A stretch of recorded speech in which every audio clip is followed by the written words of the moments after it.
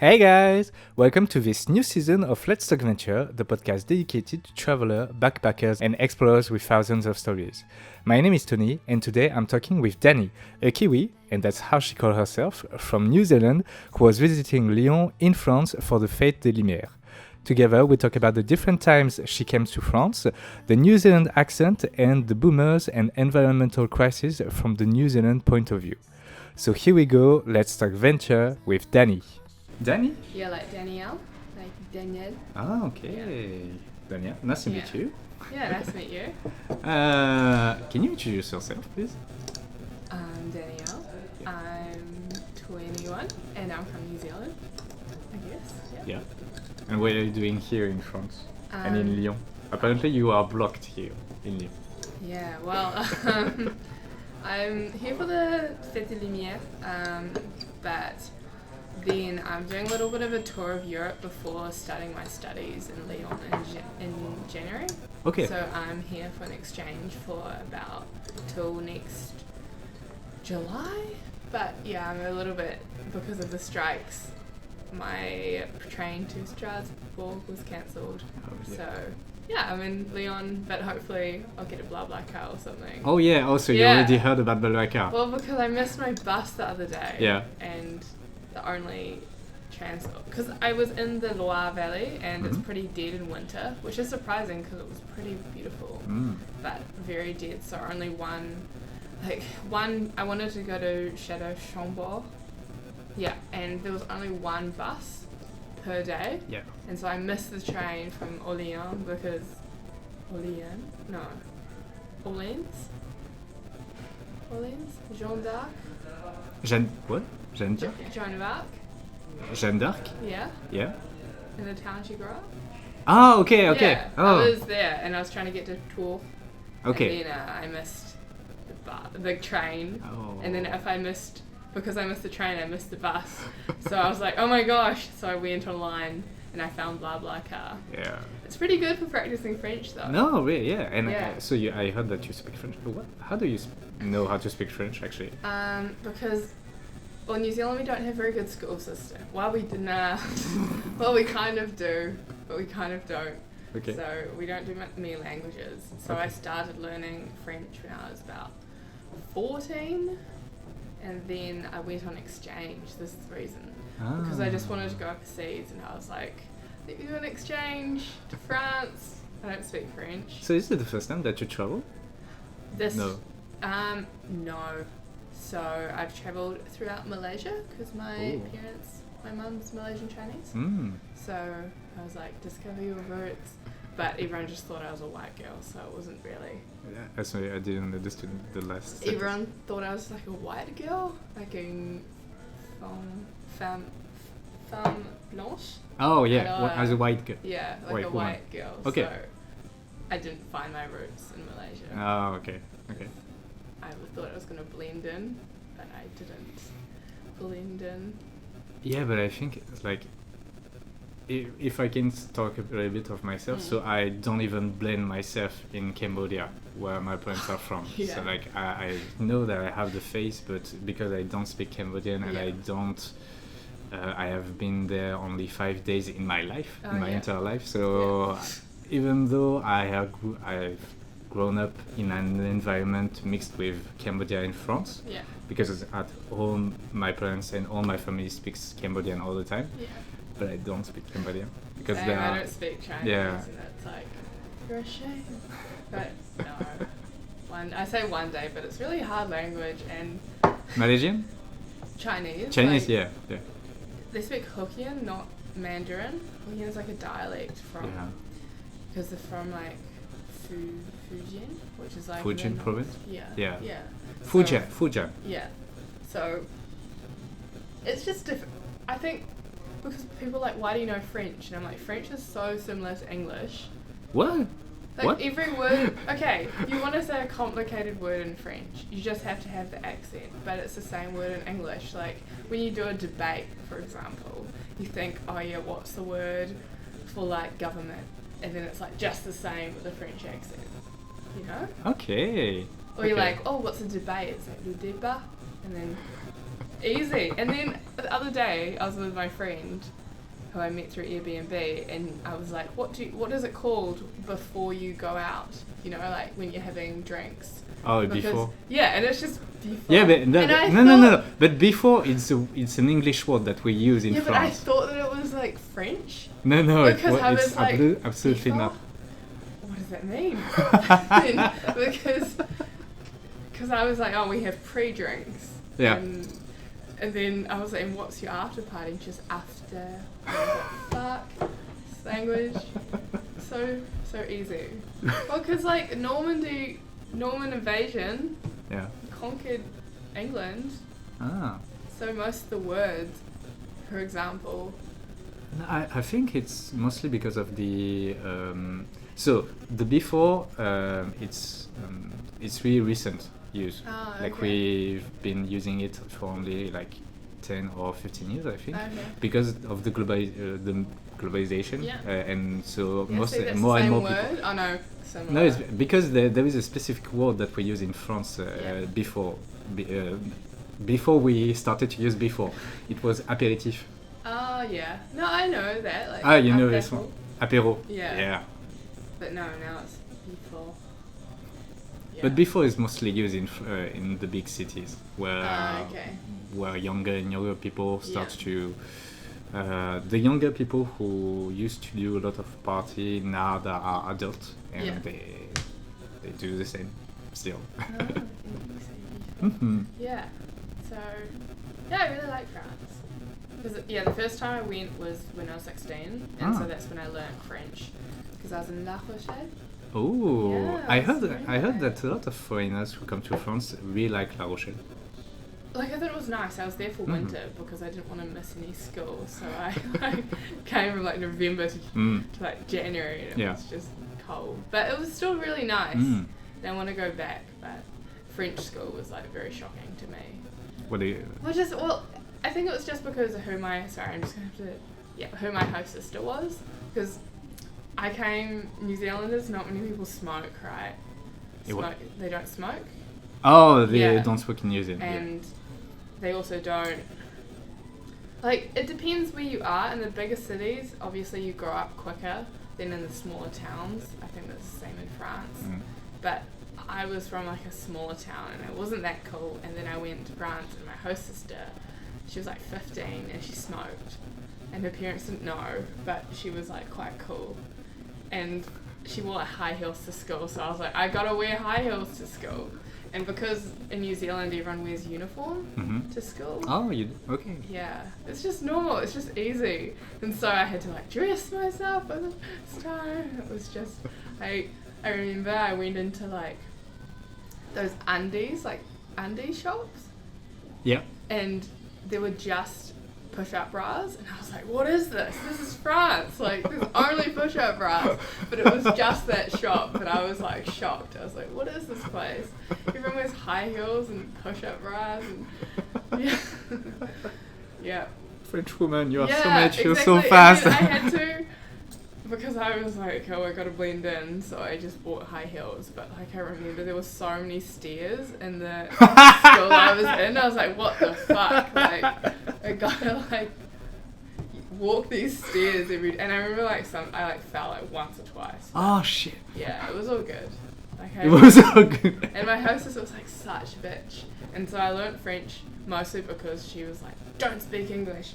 And then when I spoke with a bad accent, she was like, you can't speak French. So yeah.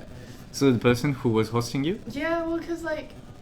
So if I understand. Small, yeah. So if I understand well, so you came to France and you were hosted by a family with a stepsister. Yeah, well, like a. Yeah, a daughter. Their daughter, so my host sister. Yeah. And so you are saying that she was a bitch. Yeah. Which was good for my French, but like bad for my self-esteem. But it was okay, I managed. And then the next time we came to France, I'm lucky enough to come the second time, because it's about like 24 hours in the plane, was for commemoration of the First World War. Because New Zealand actually sent like 10% of our population at that time to World War One. Okay. Yeah. Because we're really close to Britain, we're a relatively new country, so think we only found like 300 years ago, something, like the first Europeans, and then the native people, but they're only like 600 years or 500, so very new. But during that time, like First World War, everyone was just new immigrants from Britain.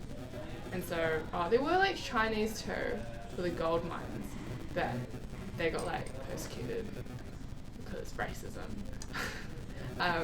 But so yeah, at the time we had a population of 100,000, and we sent 10,000 men, and because everyone like worked in farms and stuff, it was quite a lot. And we lost more people in World War I than World War II.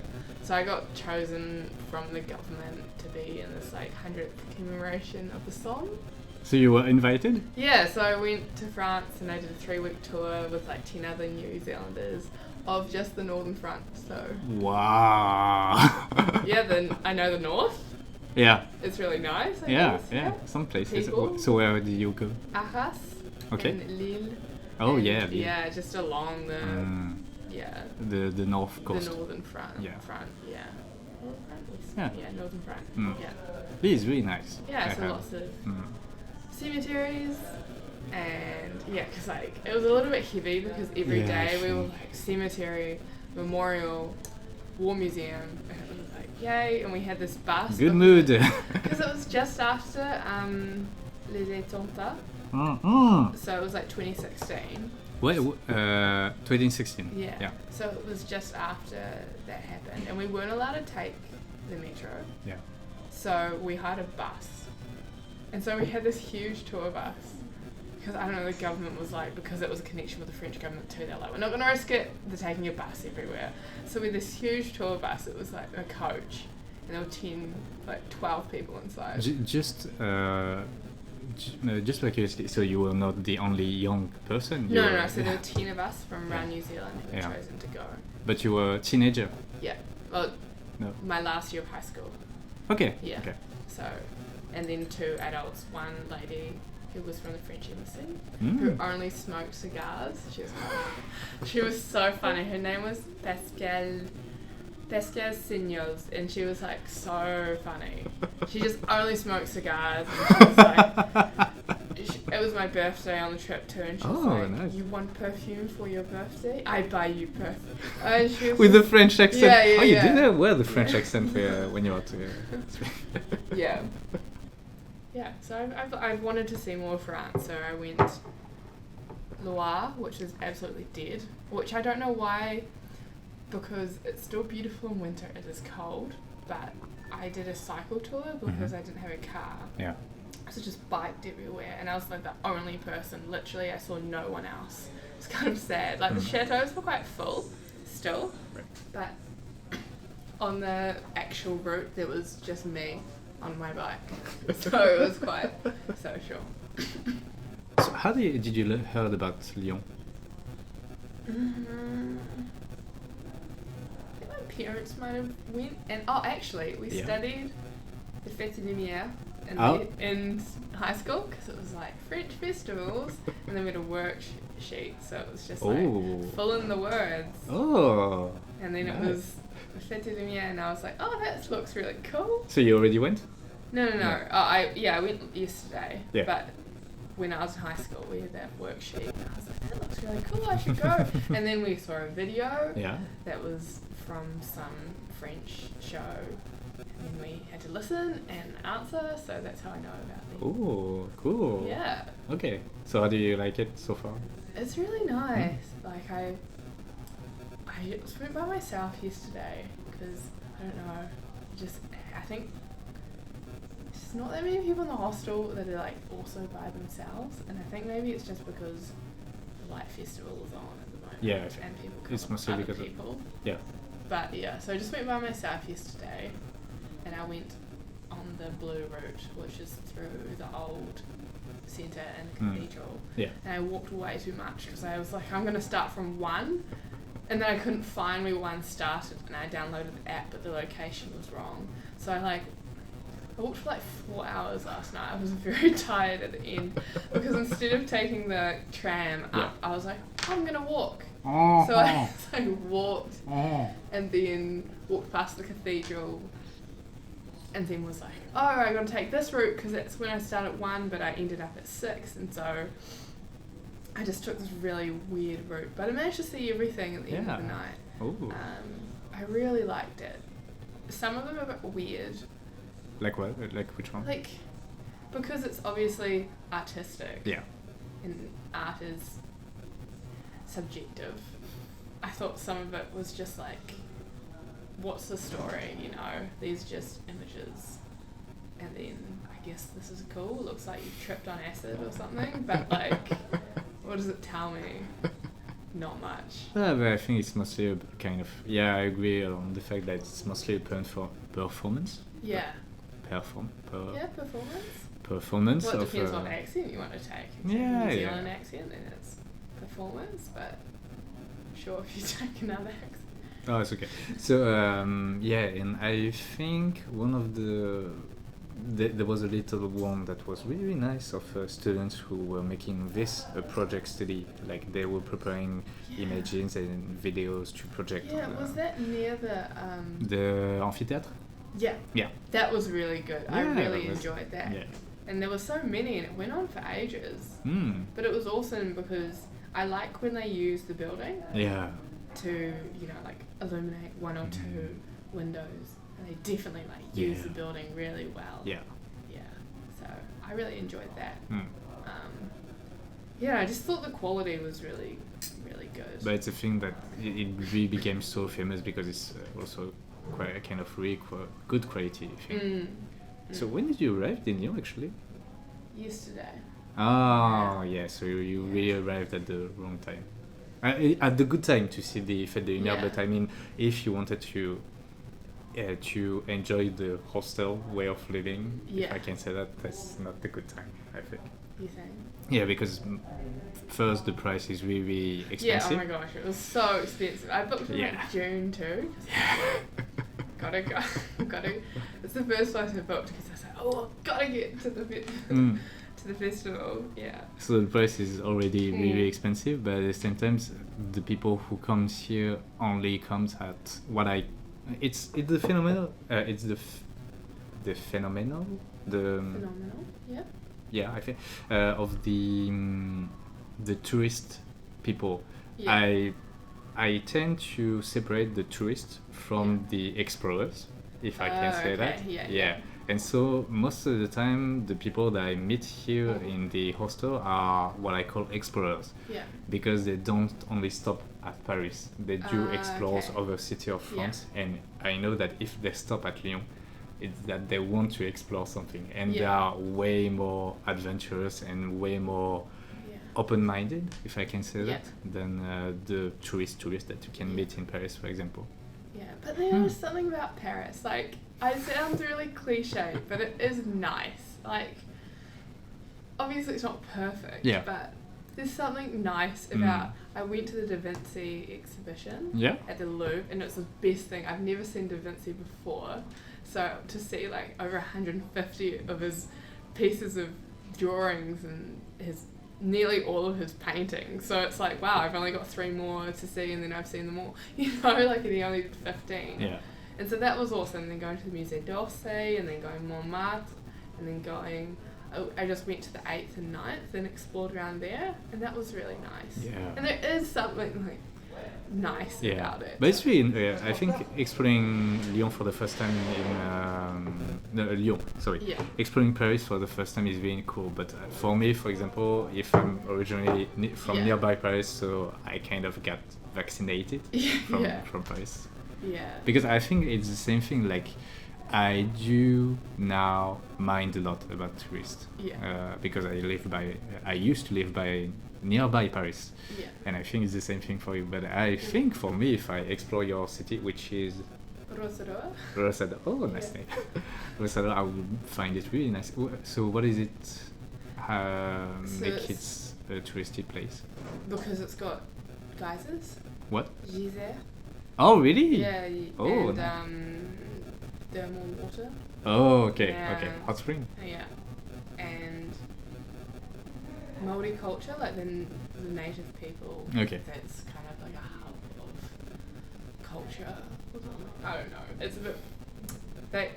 funny because they've got like their cultural shows and they're a little bit stagey because you go and you get like a hangi, which is food cooked underground.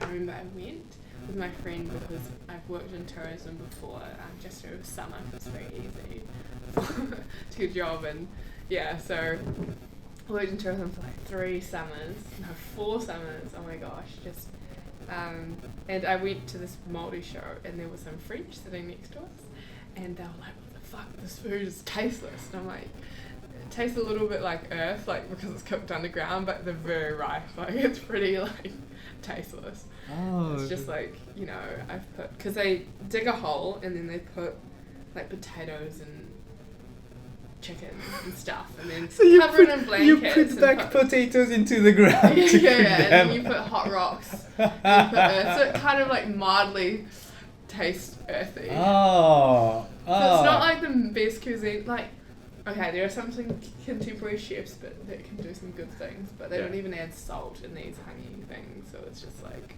very bland. Yeah.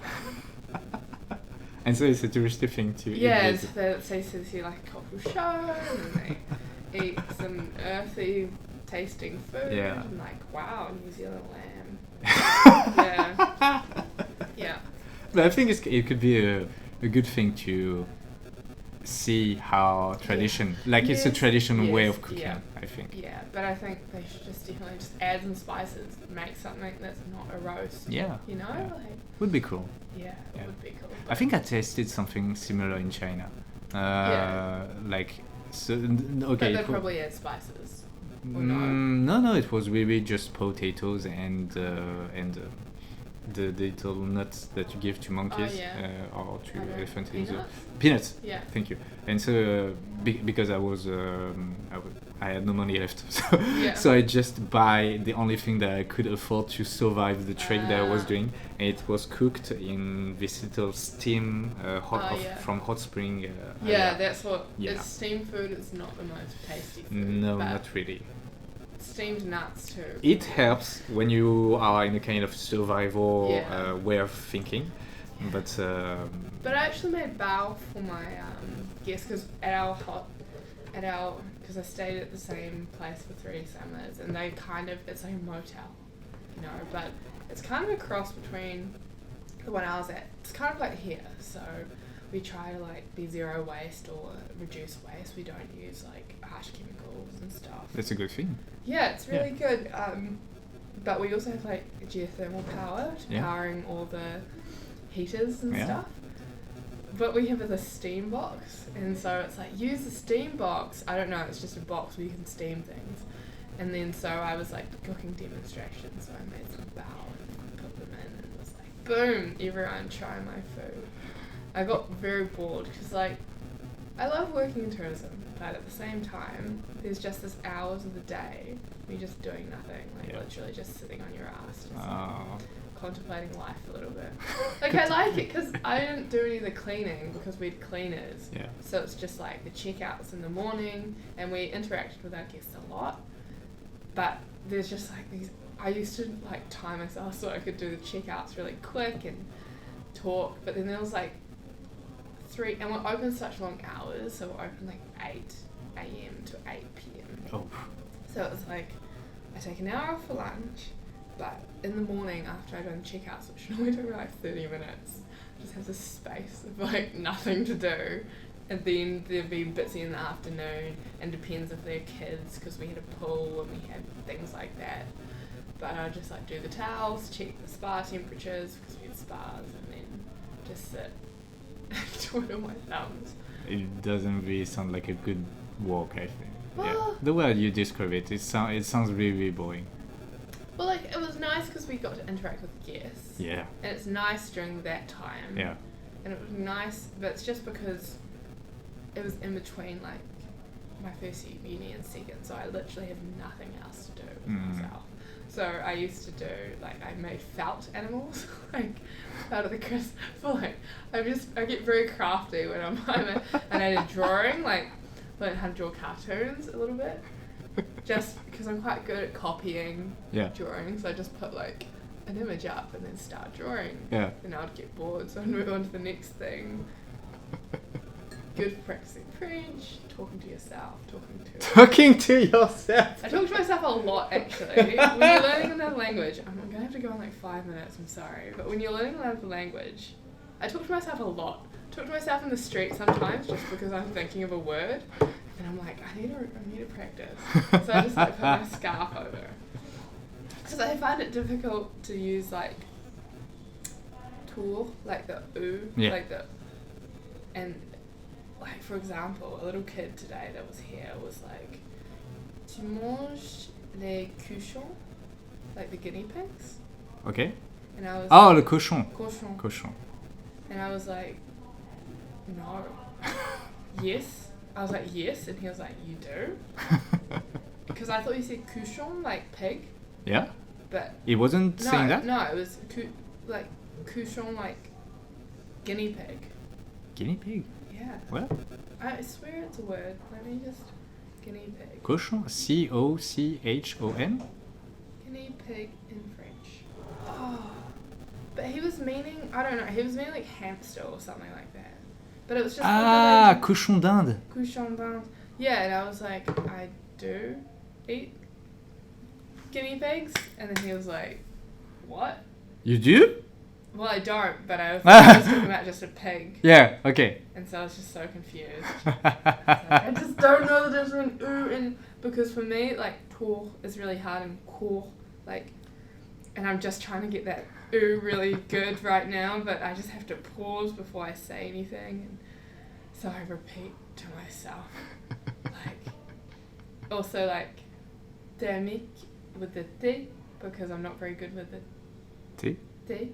Oh, really? Thermique. Because I used to say like tea, thermic, like thermic. Yeah, but I think you can keep your accent. It sounds good.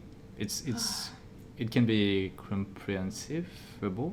But I guess what you are saying, like, I just want to be perfect. Yeah, I think it's the same thing. Like me, I do a lot of struggling sometimes to have the good English accent, but I know that I could be lazy and just go back to the French accent. But your accent now, like, you can't... I think the good thing with English is that everyone has an accent and that's unique, but with French, just to be, like, understood, you need to have, like, not perfect, but you need to be pretty good at pronouncing words. Like, you can't just say, like, salut, je suis, Danielle. Like, that does not work. Yeah. People, like... Get out of here. Oh, really? Well, no, but you know what I mean. They're just like going to speak to you in English. They're crappy English straight away. And then they're going to speak to you in French and English, but mix the two up. And then, yeah. So I just... Yeah, and then also because I learned French in lycée, it's kind of funny because they're like, don't say mec anymore. Say like, instead of saying les gens, say la personne. Instead of, you know, like, you've got to... Because I went to this person's house that I met through blah, blah, and then his family invited me for dinner, and so I went over, and they're like, you speak like you're from in high school. I was like, I'm sorry, this is what I learned. Like, because I said, ouais, instead of like, oui. So now I need to stop saying like, ouais, and all of that. So, yeah. That's a good way of, I think. And I was like, what? It's like, dégage. Yeah. Oh, you only learned the curse word. Yeah. And, nice. And, yeah. But, You said you had to go, right? Yes, I do. Sorry, I've got to find a flat in Lyon is like the hardest thing. Okay. So, to explain, we cut yesterday because we went to visit an apartment, and we are the day after yesterday, which is logic. And I am hangover, so it's a little bit complicated for me. I had a question. So you said you realized that you had a big accent. When did you realize that you had a big accent in New Zealand language, English? In English? Yeah. The first time I travelled overseas, and then you just speak, and you just sound super stupid. Really? Well, I just think it's very harsh, the New Zealand accent. Like, I feel like I notice it. When you talk and then I talk, I'm like, fuck, I have a strong accent. You know? Like, it's just very You know, it's just like as soon as I open my mouth, Yeah. I'm like, damn, I need to tone it down. Tone down the Yeah, I accent. need to stop speaking. Especially after, I think for me, after when I speak French for a while, and then I switch to English. Yeah. But, for example, if I'm trying to say like Airbnb, I normally don't. I'm just like, oh, j'ai eu un Airbnb, and then people are like, what the fuck did you just say? Like, what are you saying? I'm like, Google, and they're like, whoa, that's very harsh. Yeah, you know? Mm. So, yeah. I don't know, it's just like when I talk around other people, Yeah. especially like when I got to London, first day, I was like, opened my mouth and I was like, oh, we should shut my mouth. Really? It's just, I just feel like it's very harsh and it just sounds in comparison to others. Like, have you ever heard Lord at the Grammys? And all these Americans are like talking very smooth and just very, you know, that flat, like international. And then Lord's like, hey, thanks for my Grammy, guys. Like, cheers, you know? And she just sounds so stupid. Well, not stupid, but we just sound very like non-educated. I don't know. I just feel like our accent is very like casual. Yeah. I mean, I say like a lot, but you know, it's very casual. It's very like, we come from an island in the middle of nowhere. We talk like, you know, it is very casual. When you hear Americans, they're like, you know, the next person is and like Lord from New Zealand, and she's like, hi everyone. I just think it sounds like, have you watched Flight of the Conchords? What? Flight of the Conchords? What is it? It's like a comedy based in America. Okay. These two New Zealanders go to New York and they do like singing. They're a singing duo. And if you watch Flight of the Conchords, you can tell because the two Kiwis is like in New York, so they've got their thick New York accents, so then there's just two Kiwi guys like, singing and stuff, and it's quite funny, but it's made more funny because they're just like New Zealanders. Oh. But I think when, you know, if you hear Jacinda Ardern even talking at the UN conference, Mm-hmm. Okay. you know, I just think it sounds, I don't hate my accent, but I just notice a lot more Okay. when I'm overseas. Like, everyone does, I guess, but Yeah. I think that especially because I've yet to meet another New Zealander. Apart from, I thought there was one here, but I didn't want to, I thought there was one here, but I didn't want to, like, ask her because she seemed a bit, like, hostile, so I didn't want to, like, out her, like, you're a New Zealander, right? Because you can tell as soon as her accent, like, I think she spoke on the intercom because she had been On let the what? in. On, like, the intercom thing, the The Yeah. thing from the downstairs. Yeah. Okay. So she spoke on the intercom, and I was like, "That's a New Zealander," like, right? And I was like in the dorms, just not in the dorms, but by the lockers. Yeah. And I was like, "Oh, I recognise that accent." But so she came in, and then I just said one thing, but I didn't want to out her straight away. I was just Mhm. like, "You don't want to chat? I won't chat." Yeah. That I should have outed her. But I should just have been one like, kid. "You're a Kiwi." You're a Kiwi! Yeah, because we call ourselves Kiwi. Yeah, I heard about that, but it's just... Okay, where did it come from? The Kiwi bird. No, but why did you start to call yourself Kiwis? I don't know. It's not like the first thing to learn in history class. It's like, why do we call ourselves Kiwis? I don't know. Kiwi bird. Yeah, because the Kiwi It's a is... national bird. Yeah, so it's a national bird, but So it's we're the known to national be people? mostly located in New Zealand, right? Only, so most of our Only. species, Okay. most of our birds, we're a land of birds, Mhm. and wait, all about like the birds that weren't introduced, they're all endemic, so all only found in New Zealand. Okay. Mm. So we could have picked any bird, but I don't know, we chose the kiwi. And we're Kiwis. We could have been like the kakapo, or there's Bird of the Year. Have you heard of Bird of the Year? No. So each year we vote for the Bird of the Year. Well, I vote, not everyone in the country, but like I voted for Hoi Hoi. It's a penguin. It's like a yellow-eyed penguin for Bird of the Year. And it won. Yeah. Yeah, see, Yeah. you've seen that. Mhm. The one in the movie where he's doing surf in the animation movie. No, because it's endemic. It's native to New Zealand. Okay. It's only our native birds get to be bird Yeah, of but the it's year. this bird, right? Visible. No, this bird is the one with the yellow. No. Okay. Because that's a different bird. Okay. This is like a native. Oh. It's not on Surf's Up. Sadly. But anyway, one bird of the year. And so we vote for bird of, well, there were over 10. It was a bit hard this year because they stuffed up the website, so it wasn't that easy to vote because there was a voter fraud last year for bird of the year. Like some guy in Russia made like an account and put like 10,000 votes on like one bird. Oh, he cheated. Yeah, so we had to change the rules so you couldn't cheat for bird of the year. Okay. Yeah. But yeah, so we've got lots of birds. And so we could have chosen any bird. But they've got the like yellow-eyed penguins like the English name, and then the Māori name is a hoiho. But not many people, we're going through a transition in our country. People need to stop being racist and start using the Māori language. Because that's the language of the native people of New Zealand. Right, so each town, for example, like it's just saying words correctly. If we're talking about like, I don't know, accents, a lot of people say like Taupo, which is the name of a town, instead of Taupo, which is like the Māori pronunciation, instead of like Rere Whakaitu, they'll be like Rere Whakaitu, you know, because they're a bit, and my town, there's lots about the town I'm in university at.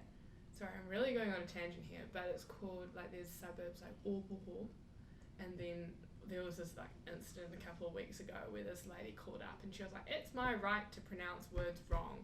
I can say Ōpoho. I've grown up in Ōpoho, now I always live in Ōpoho. And they're like, oh my gosh. There's a big debate because, you know, boomers. You know boomers? No. The word? Do you not? No one says boomer.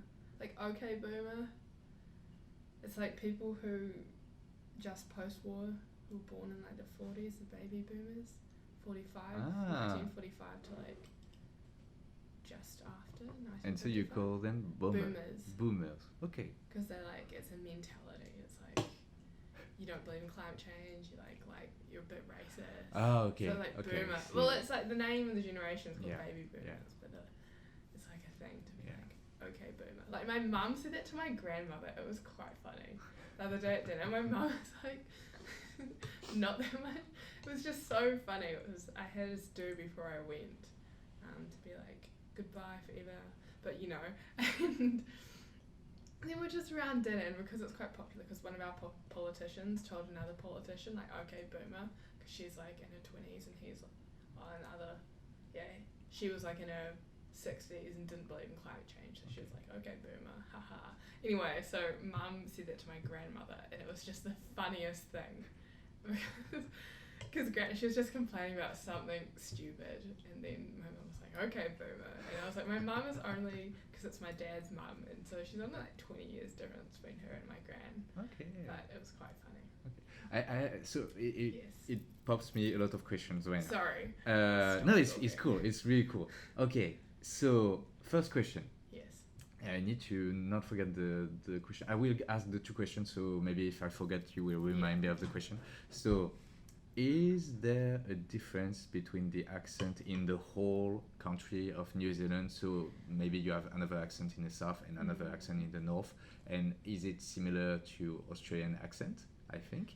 And the other question is, it's surprising that there is so many boomers with a politics country that turns a lot into sustainability and eco-responsibility.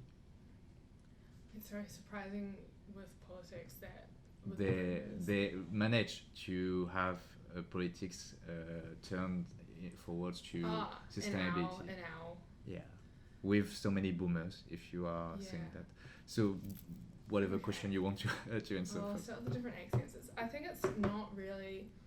I think it might be like it is in France. You don't have different you do have a lot. Yes, you do have different accents. Yeah. But then it's also the way people speak. So if you're more educated, I think you can tell the class system in France just a little bit by the way people speak. No, you can tell the location. But like how the words people use. Oh, it's different. Yeah, that's what I mean. So in New Zealand, I'd say that maybe like there is a Māori accent. Maybe for the name, but really the real difference there is in the south they roll their R's. Okay. I don't really know how to say it, like gore, kind of, but not like the French are, just like the Spanish are, kind of. Yeah. Okay. Yeah, weird. Just in the deep south. But then I think it's really the words you use, and that tells. I think we're very classless in terms of other nations, because that's why we were founded, because, well, not really, but all the British came over, and they were usually the British who had, well, like, everyone from not just Britain, but like United Kingdom, and also some French, and everyone came over. But it's a lot of the British came over because they were like maybe quite poor in Britain. They wanted a new start in New Zealand, and there's like lots of land, so it was hard, but that's why they wanted to come. So I think we're mostly classless in terms of, like, you know, the House of Lords and the House of Commons. So when we made our political system, right, we changed it so we only have one house, because we didn't like the idea of lords. Okay. Yeah, and things like that. So I don't think there's a difference in accent, really. Yeah. But the way people speak, you can tell where they're from. And I think there isn't, like, posher New Zealand accent, but it's not really an accent, it's just how people talk. Okay. And it really depends on the social situation. But, like, we use a lot of slang, like any English, like boomer slang, like, I don't know. I've got, like, you call someone who's a fuckboy in Dunedin, where I'm in university, a breather. Okay. A breather? A breather, like breathing from your mouth. I don't know why. Okay. You just do. Okay. Yeah, like things like, you've got, and we like to shorten words. It's like in Australia, Dunedin's like dunners. Yeah. What? Dun? Dunners, like, I don't know. It's just a shortened word of Dunedin. What is Dunedin is the town that I go to university in. Okay. And Dunners is the shortened name. Even though it's not really that, you know, we have a lot of slang. But I would say that you can tell, I don't know, not really the social class, because I think we have less, but just how educated someone is by the way they speak. Yeah. The words they use, the words they've chosen to use. Mm. And, like, obviously it depends on the situation. So, because I'm a law student, it's kind of gross, but, like, I feel it's interesting when you're a law student, because all of a sudden it's just like, oh, you know, all these judges and politicians, and all of a sudden it's like, whoa, I don't know, you're very close to, like, the power in the country. I don't know. But anyway, so you can tell when someone, you know, it depends on the situation, someone will come and you're at, like, a greeting with people, and the way they speak really, you know, if you get to meet a politician and then you've got someone there who just speaks pretty rough. But yeah, I don't think we have an accent. And second question, how did New Zealand become so ecological, right? Yeah. With all these boomers? Yeah. Well, because the government that passed, we've got a Zero Carbon Act now. What? Sorry, what? We've got a Zero Carbon Act, so it's like legislation to get to net zero emissions by 2050. And you respect that? Yeah, but that passed, that was cross-party, so everyone agreed to that. Okay. I think the issue is we're an agricultural country, like the Netherlands, I guess, but not like the Netherlands in terms we're not very high-tech. Like, the Netherlands is, like, super high-tech. Like, whoa, we're going to feed. Like, it's amazing. They feed so many people with so little space. They're, like, the second biggest world food. Anyway, I'm going to stop doing. But we're a very agricultural country. So a lot of, like, the boomers, like, my grandma grew up on a farm, like, beef and sheep. Yeah. And so there's this idea that even though farmers don't make up a huge population of our population now, that was still very agricultural. Okay. And because a lot of the emissions in our country, like 30% are made up of methane. Yeah. I think, no, well, maybe 50% of our emissions come from agricultural industry. Yeah. And of those, 30% is like the methane, and then the others is just like other carbon emissions just from raising animals and stuff. So I think we're going through a moment in New Zealand where there's people feel like there's a city and country clash. Like, people are thinking that that this city people don't like farmers, at the moment, because the new government, which is a coalition between three parties, want to like toughen up the freshwater rules because we've got issues with pollution and dairy farming in our streams, and they want to, you know, like obviously the Zero Carbon Act, and they've oil and gas stopped new permits. They've stopped like no more after like the ones that are already in place, okay, but the new ones not allowing anymore. So there's a bit of a, I think there's quite a bit of tension. Well, I think there is a tension between the older generation, especially like my grandmother. You see farming and the people who obviously love the land, and as an environmentalist, I think that there's a lot of young people who just like fuck farmers, and it's like these people have so much debt, really. They don't have, you know, like the average age of a farmer in New Zealand is probably above 50, and so they don't have a lot of debt because of like financial crisis, and then banks encouraging them to lend more, and because they own property, the bank's like, oh, well, you can just put it on the, you know, put it on the family farm. So when they have to have all these freshwater rules and Zero Carbon Act and having to change the way, there's so much hesitation from them. So I think we've managed to have an ecological base, but it's not without tension. Like I don't think it will go back, and I think it just follows a global trend of going forward, but I think there's just quite a bit of tension in terms of dates, because hardcore environmentalists like, fuck farming, we should go vegan, you know, like dairy is awful, and like I see, yes, dairy is quite bad for them relatively, but these people don't hate the environment, you know. You don't become a farmer and work like every day on the land if you like hate animals and hate the land. Like you've got to love it.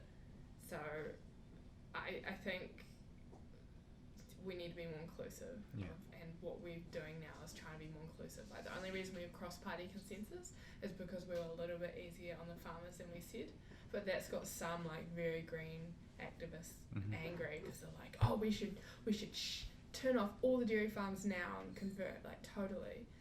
But then there's that idea that like we are like one of the world's biggest exporters of dairy, and wouldn't it rather be like clean green dairy rather than like you cut down a rainforest to put down, you know, dairy farms?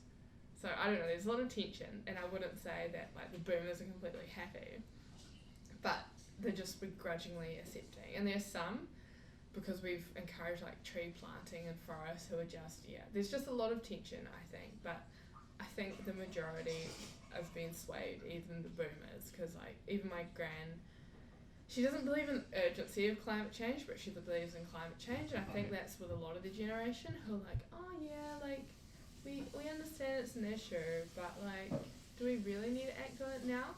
But luckily the political will is coming from, like even the leader of the opposition, he is in his 40s and has kids, so I'm glad that there's a consensus, because I think like a broad consensus, but in any society there's never like a full consensus, and I think that's a really big like tension at the moment, because you've got people from farming backgrounds, like young people, who are also like, fuck other young people who are too woke, you know, we need to stick to our, you know, like conservative youth who are just like, we can't hurt the farmers, they're a backbone of our economy, and we can't stop drilling for oil, which I understand because we aren't yet at peak oil, but I just think, I don't know, environments are meant to be contested spaces, so what's happening is normal, but at the same time it's just frustrating, because you always get the classic, someone goes on, I don't know if you have talkback radio in France? We have what? Talkback radio, it's like when there's two people and they invite a guest in. So we have that... A debate on radio, okay. So we have always that, the talk show host, because a lot of boomers listen to the radio, they bring in like one climate scientist who doesn't believe in climate change or something, and puts them right there, and then it's like controversy, you know. Yeah, it's just for making the show. It doesn't do that much good, I think. Okay, I have two last questions. So I always like to end the interview with a funny stories, and I think you just started to tell me funny stories before offline about Malaysia Airlines. Oh yeah. So when I was 16, Yeah. that was the first time I was in France, and I was going home, and because of my exchange that I did, it was like find your own way there, find your own way home. So I'd booked this flight. So I took the train to Paris, and then my flight was going to be, like, the train was in the morning, and the flight was in the morning, and it was going to be, like, direct back home, like, 1 hour stopover in Malaysia, and then home. This was, like, a month after the flight disappeared, too, so I was, like, a little bit scared. But then I got to the airport, I checked all my bags in, like, all my money, and I didn't have my phone because I broke my phone off the train or something. I just smashed it. It was a bad situation. Anyway, so I put all my luggage, sent it off, and then they were like, oh, your flight's been delayed by 12 hours. 12? I was like, what the fuck? 12 yeah, hours? 12 hours. And this was like 7 in the morning in Paris. I was like, what the fuck? 12 hours? So I was going to miss my second flight too. And I was like, what? Why? 12? And I just put all my money, I had like €20, I think. And they're like, yep. Your flight's been delayed, and I was like, what about my luggage? And they're like, sorry, it's already gone. I'm like, okay. So I go to the mall next to the airport. Yeah. And I watched like Kingsman. Do you remember Kingsman? Yeah, the movie. Yeah, it was really good. I watched it twice because I watched it in French, and then in Malaysia I had time, so I watched it again because there were no other films I really wanted to watch. And I wasn't sure if I fully understood in French, but I was like, I'll give it a go. Wait, so you watched it 2 times in French? No, like once in French and then once in Malaysian, in English with Malaysian subtitles. Okay. Yeah. But in that, I had the whole day at the airport, so I was like, what else to do? And then there was this guy playing the piano, stupid, like, you know, play the piano. It's quite good, you know. And then he started talking to me. And then he was like, do you want to grab a drink? And he was like 60 or something. And I was like, sure. And I'm like 16. And I'm like, what the fuck did I just do? And then I just like make up lies about my life. Like we're just talking and he's like, what's your name? And I'm like, I realised at that point that was a really bad idea. And it was probably just because I was tired that I was like, yes, I'm going to talk. Because he approached me and started chatting. Did it seem frightening? Well, not really, like mostly harmless, but I obviously didn't look very old. Yeah. And he obviously was quite old. So, Yeah.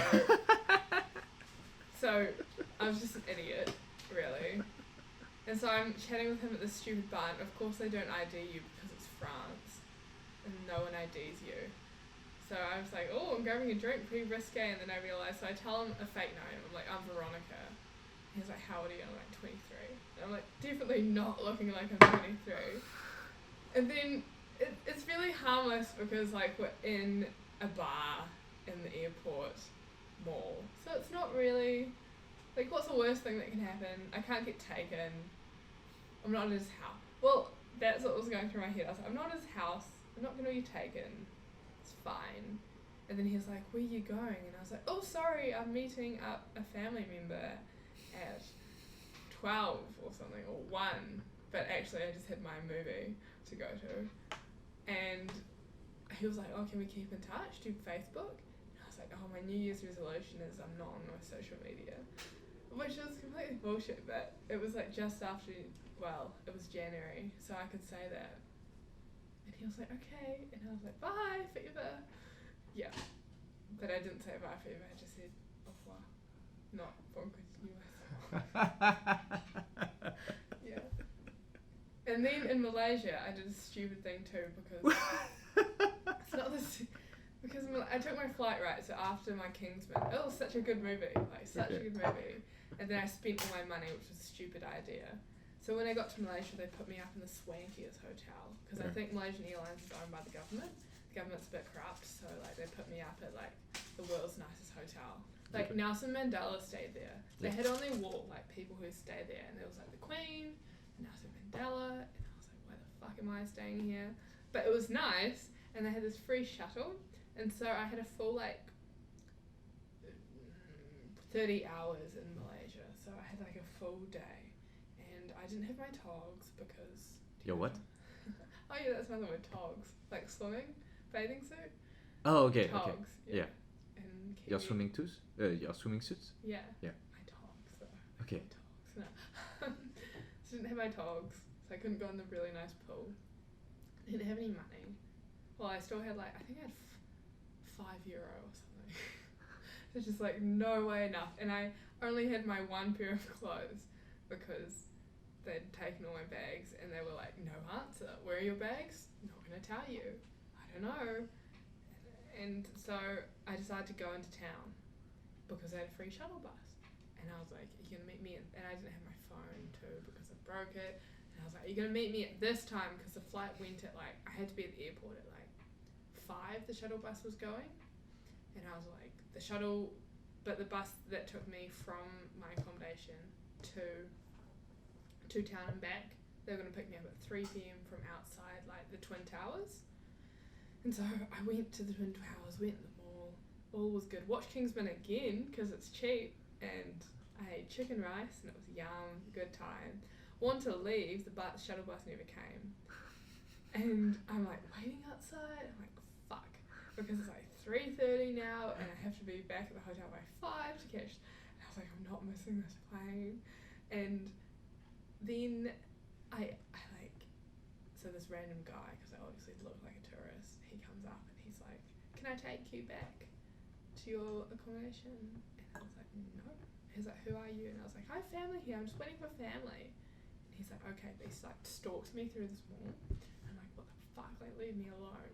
So I talk to these tourists, I like start crying because I'm like, oh, I just fucked up and I'm really tired too because of jet lag. And these two stupid British stupid tourists were like, okay, I'll help you, here's some money for the taxi, because I obviously have no money left, and order me a taxi, but get that guy who was stalking me to go in a taxi with me.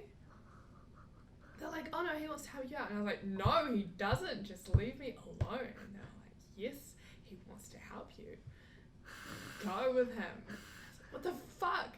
So I'm sitting in this taxi and they're talking in Malay in the front seat, and I'm just like, if I get taken, I'm gonna be so fucking pissed off right now. Like, why?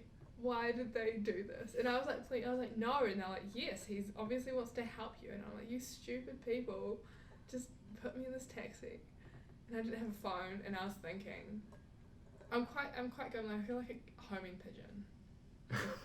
I always know, once I go somewhere, I know how to come back. So like I kind of not memorized, but like I knew the route to take back from, and I was like, if they go on the highway, I'm gonna like roll out and just like shout for help. So I had this idea in my head, and then it turned out to be okay, and they took me home, but he was like wanted to like hug me, and I was like, fuck off, like goodbye.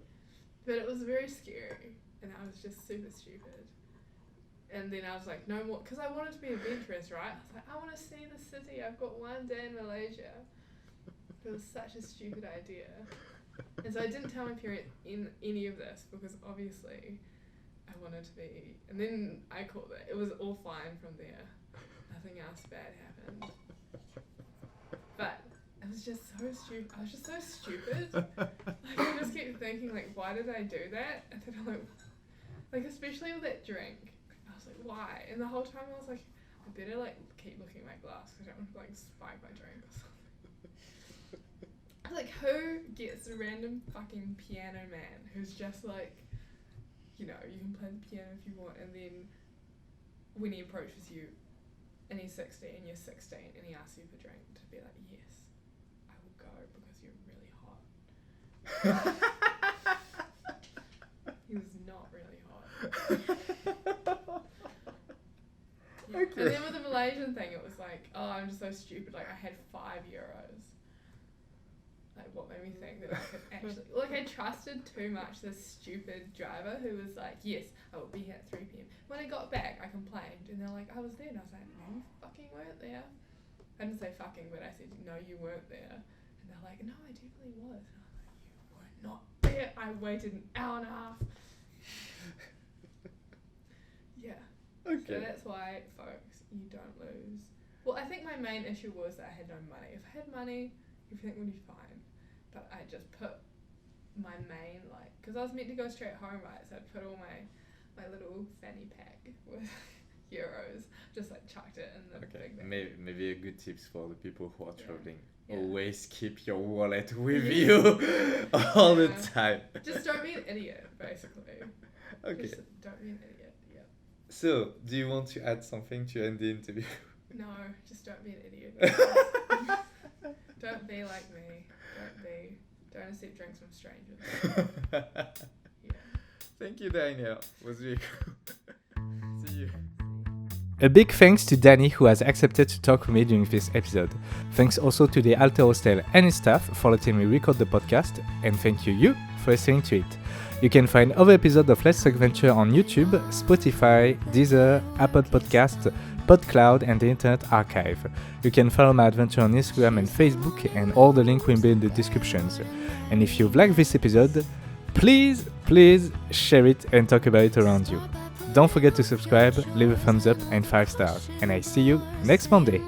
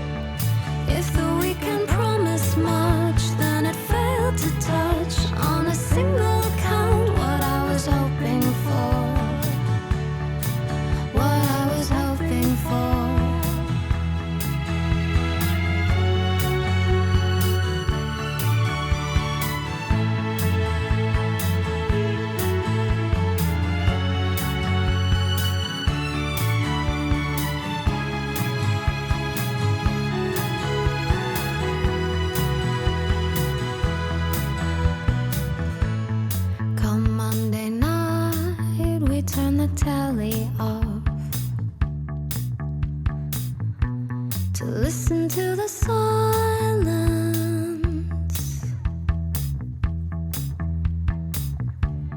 life that comes in from outside. If you could catch it on, pin it to your wall, then you would sleep much better.